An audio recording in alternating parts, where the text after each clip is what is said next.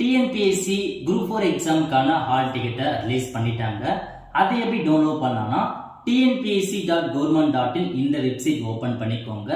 இதுல apply online இருக்கு பாருங்க, அந்த ஆப்ஷன் நீங்க கிளிக் பண்ணீங்கன்னா இதுல மூணாவதா கொடுத்திருக்காங்க நிரந்தர பதிவு விவரங்கள், அந்த ஆப்ஷன் கிளிக் பண்ணதுக்கு அப்புறம் செகண்டா கொடுத்திருக்காங்க பாருங்க உள்நுழைய அப்படின்ற ஆப்ஷன் நீங்க கிளிக் பண்ணிட்டு உங்க ஒன் டைம் ரெஜிஸ்ட்ரேஷனுக்கான யூசர் நேம் மற்றும் பாஸ்வேர்ட் கொடுத்துட்டு கீழே ஒரு மேத்தமெட்டிக்கல் கேப்சா கொடுத்திருக்காங்க, அதை என்டர் பண்ணிட்டு லாகின் பண்ணீங்கன்னா இந்த மாதிரி தான் டேஷ்போர்ட் ஓபன் ஆகும்.